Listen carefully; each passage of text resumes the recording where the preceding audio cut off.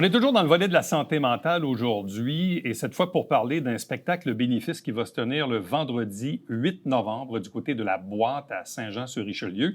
Spectacle bénéfice au profit de 3 organismes de la région, Passe-moi la POC, le Centre de crise et de prévention du suicide du Richelieu-Rouville et l'Éclusier, qui désormais s'appelle Entourage Santé mentale. Notre invitée pour en parler, elle s'appelle Stéphie Hope ou Stéphanie Prévost. Ça dépend des jours ou ça dépend des heures. Bonjour et bienvenue.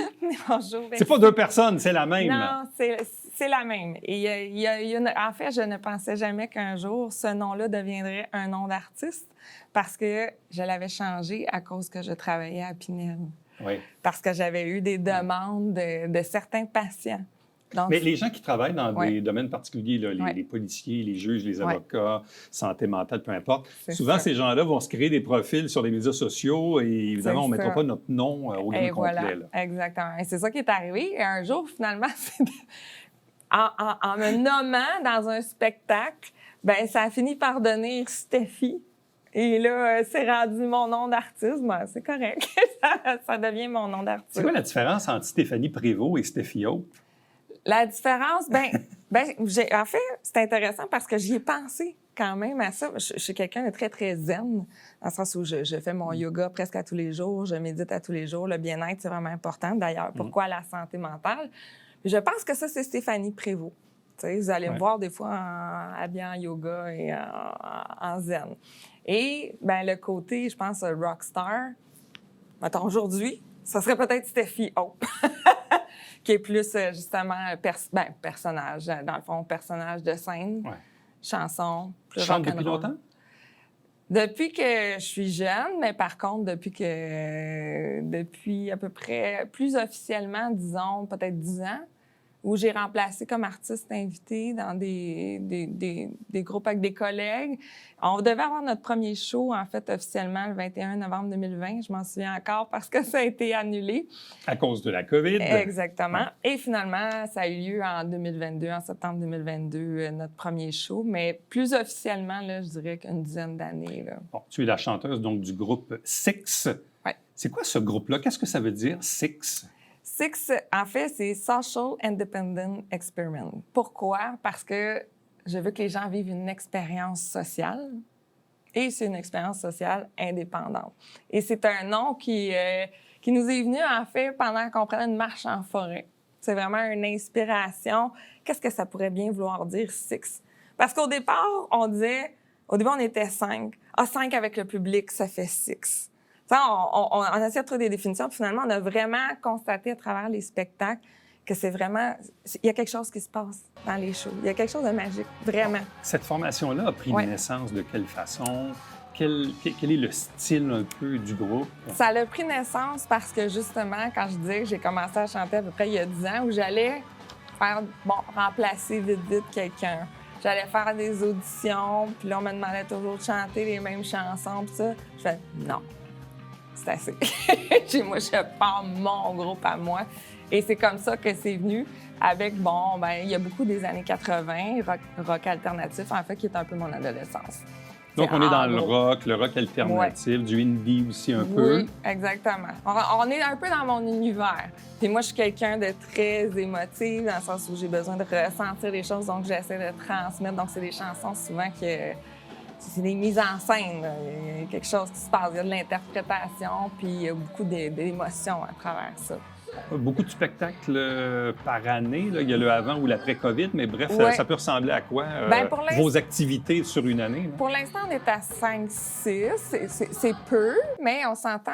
Notre groupe est constitué quand même. On est tous des gens qui travaillent, qu'on a notre emploi de jour. On a des ingénieurs avec nous aussi qui ont leur famille, donc sont très occupés. Mais notre objectif, je dirais que c'est à peu près, c'est peut-être une dizaine par année, on verra, mais à suivre. Bon, à quel moment arrive l'idée de tenir un spectacle bénéfice oui. pour la cause de la santé mentale? Puis on est en communication sur Messenger depuis plusieurs mois. Là, puis évidemment, ça ne donnait pas grand-chose de parler de ça au printemps. Je voulais qu'on soit un peu plus près de l'événement qui est le vendredi 8 novembre. Donc, ça va laisser un peu de temps aux gens pour acheter des billets que j'ai moi-même déjà achetés d'ailleurs. Comment est arrivée cette idée-là de spectacle? En 2019, j'ai fait un spectacle à la boîte comme artiste invité. J'ai remplacé, en fait, une chanteuse pour un show bénéfice pour le Parkinson. Et bon, j'ai travaillé en psychiatrie. Le drummer a travaillé en psychiatrie aussi. La santé mentale, ça me tient à cœur depuis toujours. En fait, le bien-être en général, là, pour moi, c'est naturel. De voir ce que tout le monde soit bien, c'est naturel. Fait que j'ai dit, qu'est-ce que je pourrais faire, vu que, bon, je travaille plus à Pinel. Moi, je suis partie, ça fait depuis 2017. Je travaille quand même en ressources humaines. Donc, je suis encore là pour aider les gens, mais autrement. Fait que j'ai dit, qu'est-ce que je peux faire? Bien, je vais allier ma passion avec mon autre passion, qui est la santé mentale. Fait que j'ai dit, ça y est, on part ça. Bon, Puis c'est vraiment comme ça. Moi, c'est carrément mon initiative, mon idée.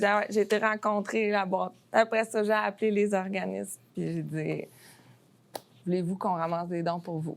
Bon. Pourquoi ces 3 organismes-là en particulier, donc le Centre de prévention du suicide, Entourage santé mentale, l'Ancien Éclusier, puis aussi Passe-moi la POC? Pourquoi ces organisations-là? Au départ, mon objectif, c'était C'était un organisme. Ce que j'ai fait, c'est que j'ai pris plusieurs organismes. Bien, l'Éclusier, je l'avais déjà dans la mire parce que je le connaissais un peu pour, justement, qu'est-ce qu'ils font avec les citoyens. Tu sais, je savais un peu c'était quoi.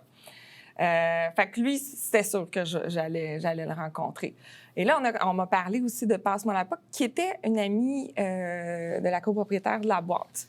Oui, et j'ai eu une conversation téléphonique avec elle, puis j'ai dit, mon Dieu, on a la même façon d'intervenir, tu sais, dans l'intervention, le non-jugement des gens, de justement comment créer un lien de confiance, comment aider les autres. Puis là, comme j'ai su que c'était nouveau, qu'il y avait vraiment besoin de soutien, je me suis dit, OK, on va prendre celle-là aussi. Et il est arrivé l'événement au collège Marcelin Champagnat. Oui. Avec le suicide, et là, j'ai dit, OK, je pense qu'on va aller avec ça. J'avais appelé quelques-uns, j'ai rencontré les 3. J'ai dit, bien, parfait, on va y aller pour les 3. On va recueillir. Je pense que tout le monde en a besoin de toute façon. Puis ça ne peut pas faire de tort. L'événement s'appelle Ailleurs, Oui. Première édition, vendredi 8 novembre à la boîte. Il y a combien de places disponibles à la boîte? Il y a 400 places. Si on prend des gens debout, là, il y a des tables. Ça peut aller jusqu'à 400. Ça peut aller jusqu'à 400. C'est mon objectif. Hein, ni plus ni moins. Je fixe vraiment large, mais je veux que les gens, je veux que les gens comprennent que c'est pour la cause. Les gens vont passer une belle soirée, ils vont assister à un spectacle diversifié, puis ils vont donner sans s'en rendre compte. C'est un peu ça, là. C'est qu'ils vont payer leur billet, ça s'en va pour la cause. C'est comme ça que ça fonctionne. Bon, les billets varient de 20 à 80 $ par personne, tout dépendamment probablement de l'endroit où on se situe. Là. De l'endroit, en fait, les billets qui sont à 80 $, eux, permettent d'avoir une place réservée. C'est-à-dire que vous allez arriver, vous allez avoir un endroit directement, vous allez pouvoir vous asseoir. Il y a d'autres tables avec des sièges qui ça va être admission générale. Donc, premier arrivé, premier servi. En fait, c'est pour donner. C'est pour donner pour les organismes. On prend un billet à 20, à 30, à 40. Si vous voulez donner plus, c'est votre choix. Il va y avoir la possibilité de donner aussi sur place parce que les organismes vont être là. Mais vous pouvez déjà faire votre contribution directement en achetant votre billet. Bon. Les gens qui veulent se procurer des billets à l'avance, quel est le chemin pour s'y rendre? Oui, le chemin le plus simple reste le point de vente parce que les billets sont en vente sur le point de vente. Hein, c'est ça? Exactement. Le point de vente.com. Et là, j'ai la collaboration aussi du Rookery. Des gens qui voudraient payer en argent, il va y avoir les billets de base. Donc, les billets à 20 $ qui vont être en vente directement au Rookery à partir de demain. Donc, ils peuvent se rendre directement là et acheter leurs billets. Pour l'instant, c'est les 2 façons de se procurer leurs billets. Et pour donner votre soutien à la cause, c'est important d'acheter votre billet maintenant. Oui, il n'y a rien de pire pour un... C'est sûr que les organisateurs n'aiment pas beaucoup ça, les gens qui achètent des billets à la porte. Il y en a toujours, là, s'il en reste, mais c'est toujours mieux de les vendre avant. Bien, c'est parce qu'on démontre l'appui qu'on fait aux organismes. C'est votre don. Hein, c'est complètement ça. C'est vraiment, là, moi, je donne mon appui pour recueillir des dons. Et les gens ne connaissent pas bien les organismes. C'est aussi... C'est une belle occasion de le faire. C'est exactement. Avez-vous aussi déjà des partenaires, des commanditaires? Oui, on a trouvé... en fait, on aimerait bien en avoir un deuxième. On a un commanditaire principal qui est les entreprises Michael Talbot qui nous ont encouragés, en fait, qui croient vraiment que c'est important de donner aux organismes pour la santé mentale. Donc, on est vraiment heureux. Eux, ils font du forage, justement, géotechnique environnementale. Ils ont travaillé sur la 104 près du Tim Hortons, l'Acadie, dans ce coin-là. Là. Donc, ça, on est vraiment contents. On en a quelques-uns aussi qui sont beaucoup dans la construction. On a aussi l'Espace Bleu, qui est un endroit pour prendre soin de soi aussi. Il y a plusieurs façons de prendre soin de soi. Le Rotary aussi, qui vont être là, qui vont donner des cadeaux. On continue à solliciter les gens, justement, pour nous remettre sur des certificats cadeaux. C'est des produits, on va les prendre aussi. Tout ce qu'on peut prendre, en fait, on va le remettre aux organismes. Est-ce que tu souhaites que ce soit un événement qui revienne périodiquement? Est-ce que tu souhaites installer quelque chose qui va durer dans le temps? J'aimerais ça, oui. Si ça fonctionne bien, j'aimerais ça que ça se répète, qu'on puisse le refaire d'année en année, puis que ça soit toujours un gros événement, parce que on est habitué de recueillir des dons quand il y a des trucs bénéfices, c'est des soupers spaghettis, c'est une journée au golf. C'est souvent la même chose. Là, ça va être vraiment un univers complètement différent. Là. C'est vraiment... les gens vont être transportés là, ailleurs. Ça, je ne suis pas inquiète. Qui sont les autres membres qui forment le groupe Six? On a 2 guitaristes. Donc, on a Ghislain Lacasse, on a Francis Martel, comme je disais tantôt, un des ingénieurs. C'est des collègues de travail, étonnamment. Je travaille dans une compagnie d'ingénierie. J'ai le bassiste qui est Sylvain Trichant-Ferron. On a ensuite le claviériste qui était notre ancien guitariste. Avant, quand on avait notre premier show en 2020.